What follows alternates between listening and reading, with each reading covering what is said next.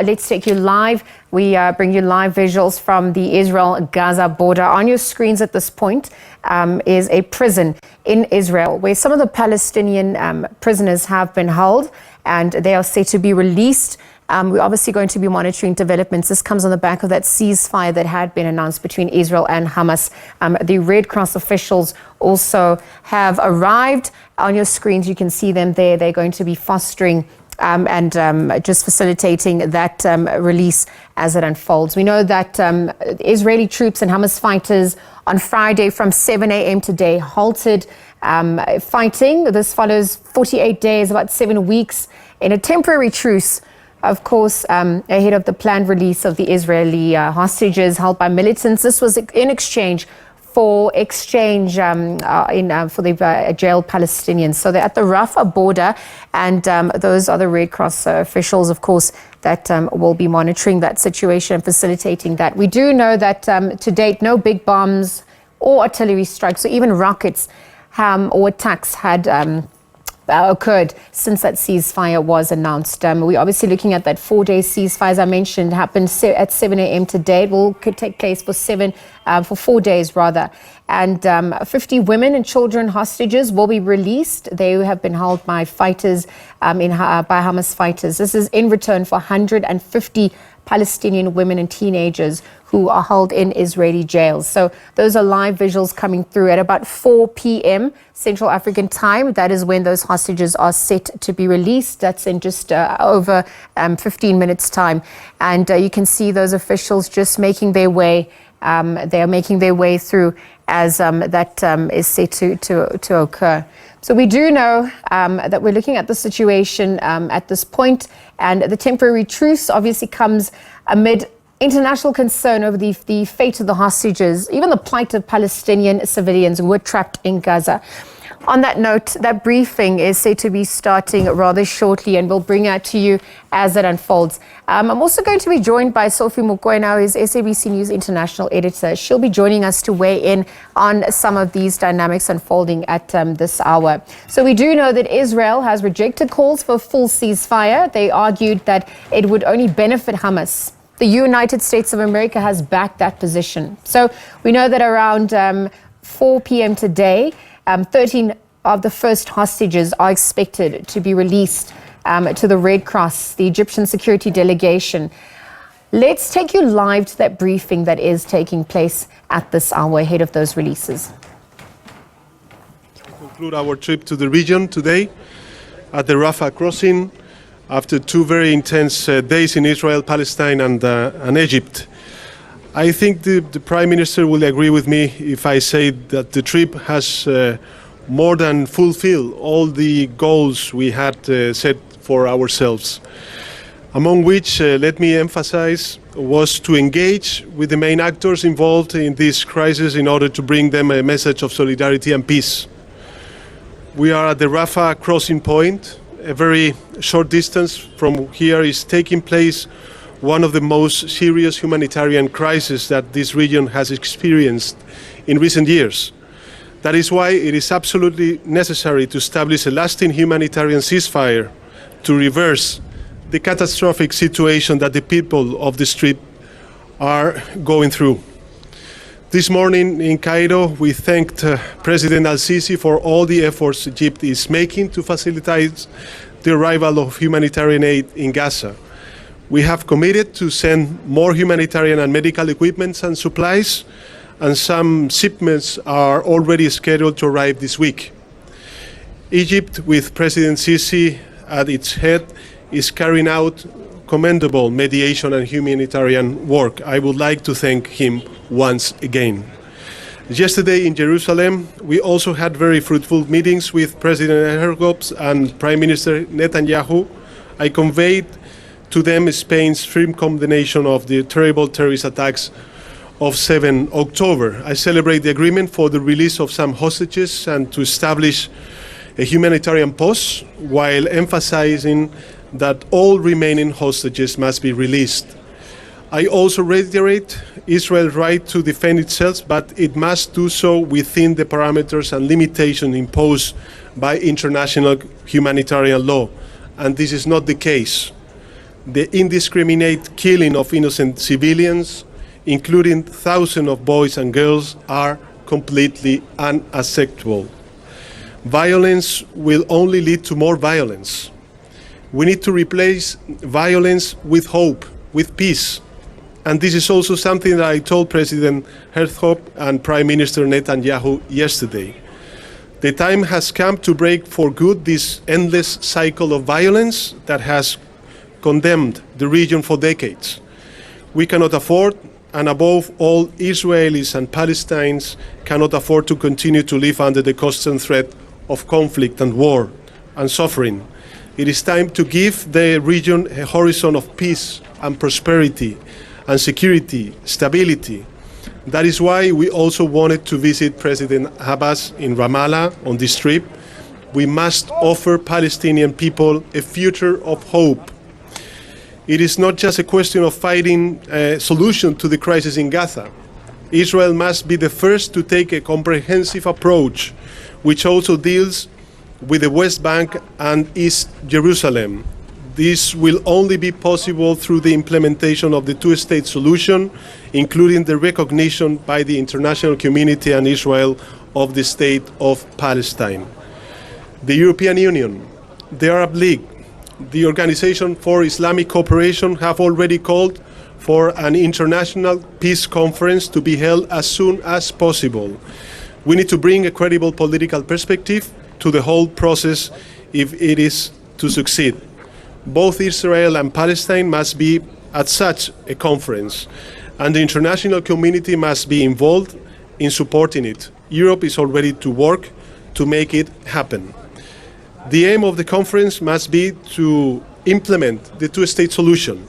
Turning a new page of mutual recognition is the best way to sustainable peace.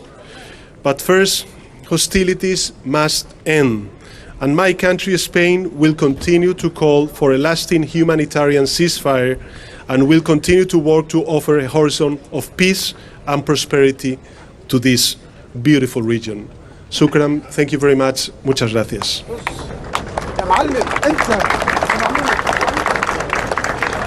Thank you, dear Pedro. And my colleague Pedro Sanchez and I come here with a message of solidarity and of humanity. On the other side of this border, horrific fighting has taken place. Too many civilians have been killed. They were the first victims, and as always, the first victims are in general women and children. Families have been torn apart. Communities have been destroyed. Israel has the right to defend its citizens. The horror of Hamas is barbaric, and Hamas needs to do everything to release all the innocent hostages. Probably today 13 hostages will be liberated, but 13 hostages is not enough. All the civilian hostages that have been captured need to return home. Please send them home now. Hamas must end the cycle of violence that they started on October 7. And the military operation that Israel is conducting to stop the terrorist attacks must respect international humanitarian law. A military operation needs to respect international humanitarian law. The killing of civilians needs to stop now. Way too many people have died. The destruction of Gaza is unacceptable. We cannot accept that a society is being destroyed the way it is being destroyed. We know that the World Food Programme has around 1,300 tons of supplies ready to be delivered to the people of Gaza. We are talking about water, about fuel, about medicines, about other basic needs. We have absolutely no time to waste during this ceasefire. People have fled their homes, they are living in very difficult circumstances, and winter is coming. So we must do everything for the help that is standing there to get it to the other side of the border. And Egypt is doing all it can. And really, I would like to thank the leadership of Egypt in this. But altogether, we cannot lose further time. And Belgium has upscaled its humanitarian aid. We are sending medicines, we are sending sleeping bag, hygiene kits. We'll have additional planes coming in the next days. I believe that a joint mission like this has an important message to give.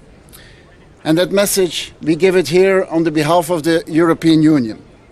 There is no military solution to this conflict. One day, people will need to talk to each other, and a political solution is the only solution that is possible. And so the talks need to be relaunched. We need to stop the settler violence on the West Bank, and we need to stop the killing of innocent people. We need to respect international humanitarian law, and we must make sure that all parties are abiding by the rules. And indeed, Pedro, we hope that the peace conference can take place as soon as possible. And the last word that I would like to address is to all of you. There are here hundreds of volunteers. Volunteers who share the message that we bring here, a message of humanity, a message of solidarity. I can only hope that your motivation, then what you are doing here as volunteers, is being responded on the other side, and that access is being given, and that the million of people that are in need in Gaza get the help that they need. And as I said before, a temporary ceasefire is good. A permanent ceasefire is the objective and is the only way to help the killing of innocent people. Thank you.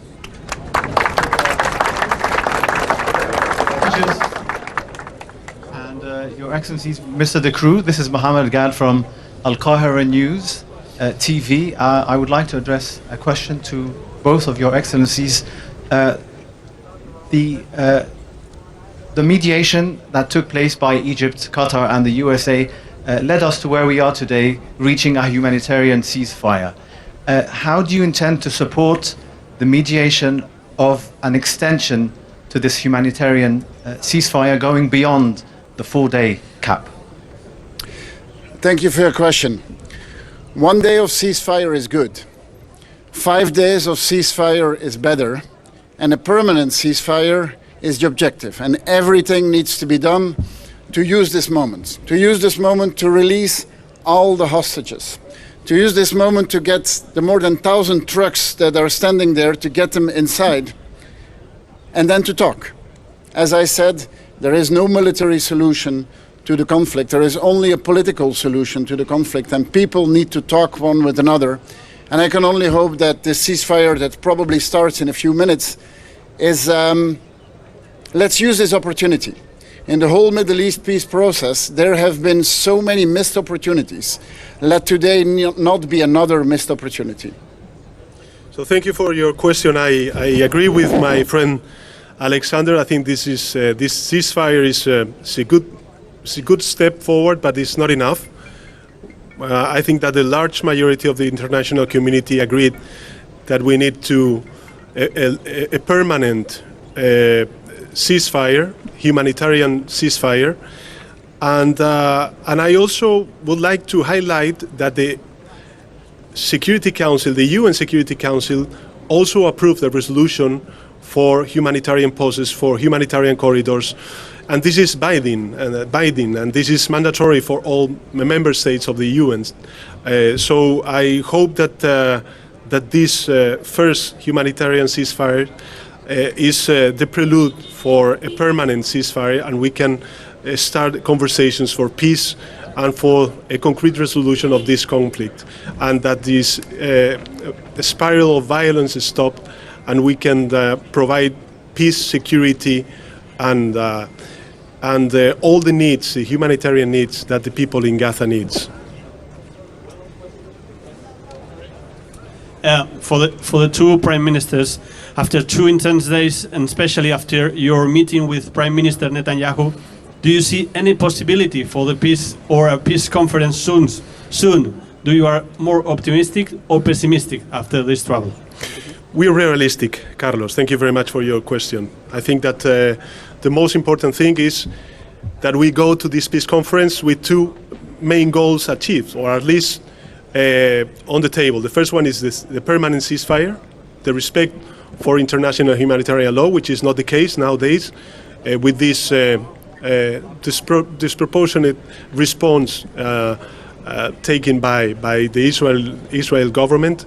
and second, with a concrete idea on how to move forward this two-state solution, which could bring peace and security and coexistence for both countries, Israel and Palestine. I think that this is a crucial moment. We are living a momentum where all the international community must be engaged in a solution that could last, a solution that could be fulfilled by both parties, and a solution that could provide the peace, the stability, the security, and the prosperity that people in Gaza, in Palestine, and also in Israel needs. To add to that, a peace conference can only happen if two important steps have been taken. The first step is release all the hostages, and equally so, stop the killing of innocent civilians.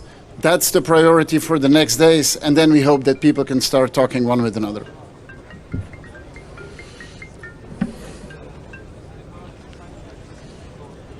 Mr. De Croo and Mr. Sanchez, Jens Fransen for Belgian public broadcaster VRT. We've seen these hundreds of trucks on the way to the border.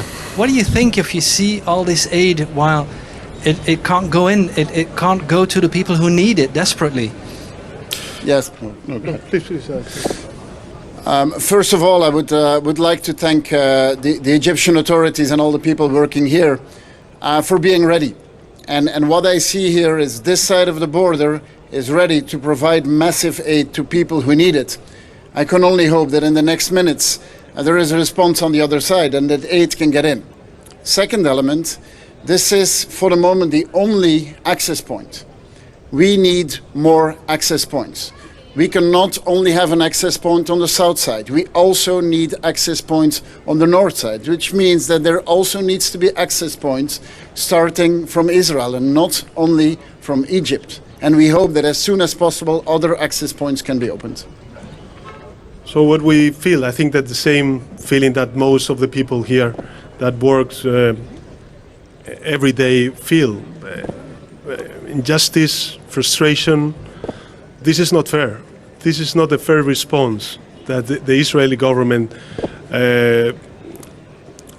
should have been taken. I think that the answer should be another one. It's the respect for international humanitarian law, the respect for the lives of thousands of children, kids, women and men that are suffering the consequences of this cycle of violence. So I do believe that we need to call upon Israel. Democracies must be must fulfill our obligations with international humanitarian law, and this is something that must to be fulfilled by Israel. So my feeling today when I see all these trucks and the suffering of the people in Gaza is frustration, is also injustice, and the need to do, the correct thing to do, which is to provide all this humanitarian aid. Of course, from our side, from the Spanish side, we also announced 4 tons of humanitarian aid, in this case, to the Egyptian government to complement all the needs that the Egyptian government needs for to provide health assistance to the refugees and the people coming out from Gaza. Las Heras, Spanish press agency called PISA. First, if you allow me, Prime Minister, in Spanish, Presidente Sánchez. Queríamos preguntar, el presidente Al-Sisi ha trasladado hoy su hartazgo con la promesa de la solución de 2 estados a la que la comunidad internacional lleva aferrándose más de 30 años sin que nada haya cambiado. Usted ha prometido impulsar en la Unión Europea el reconocimiento del Estado palestino. Queríamos preguntarle si estaría dispuesto a que España haga ese reconocimiento de manera unilateral. Y Prime Minister De Croo, the same question for you, please. Do you contemplate a unilateral recognition of the state of Palestine? I think that the momentum has come for the international community, especially for the European Union and member states, to recognize the state of Palestine. And I think it would be important if many member states of the European Union we do it all together. But if this is not the case, of course, Spain will take their own decisions. First things first. Let's stop the violence. Let's liberate the hostages. Let's get the aid inside. Let's open more access points. These are the most important elements now. And this is what concretely is helping a population in Gaza that is suffering. So the first priority is help people who are suffering. And that means getting everything that is ready here inside. That's the first priority. And then indeed, as my colleague Pedro Sanchez indicated, then people need to sit around the table. And then things need to be discussed. But let's do first things first, and that's helping people who are in need. Any questions about humanitarian aid to Gaza Strip? A lot of people say that it's not effective without permanent ceasefire, as so many UN organizations cannot operate inside without permanent ceasefire. What are you doing regarding effective humanitarian aid and permanent ceasefire? So since the beginning of this conflict, we've been very vocal in asking the Israeli authorities to stop and to implement a permanent ceasefire. And this is something that we've been also demanding before the multilateral institutions and before the rest of our allies and friends, different countries.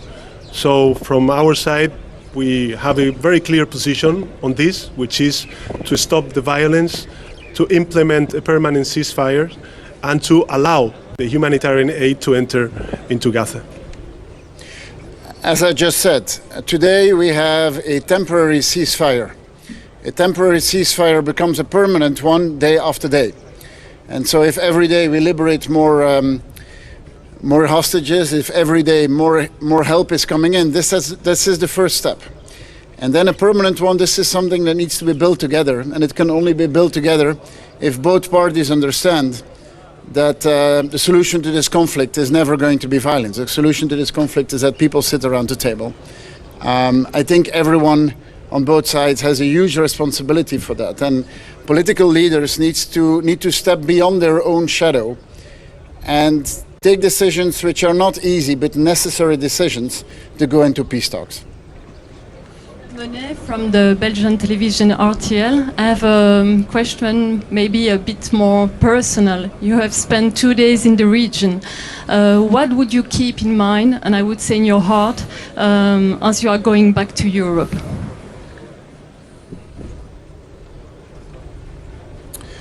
I think first of all a lot of hope. If I see so many people here, hundreds of people here who are volunteers and who want to help people who are in need, we can only be extremely hopeful. But being hopeful is not enough. Now a ceasefire, it's up to us to make it work, and that's the message that we bring here. Last message is there has been too much human suffering, and stopping human suffering should be our #1 priority. Stop the fighting, release the hostages, and get the help in. That's the first step, and that's the message that we bring here, and I hope that somewhere in the next hours we can bring it in practice. To me, I would say 2 images. The first one is a young boy of 18, 19 years old that we met in the kibbutz that we visited yesterday in Israel, which suffered, of course, these terrorist attacks from Hamas, and he was willing to. He came back and he was telling us that he was ready to rebuild his home and to live where he belongs. And the second one is perhaps all these images of a long file of trucks waiting to open these gates and to allow the humanitarian aid to enter into Gaza. At the end of the day, as Prime Minister De Croo said, hope. And this is what we will work, I'm sure of it, dear friend, for that hope for the region, the people in Palestine and the people in Israel. Thank you very much. Thank you.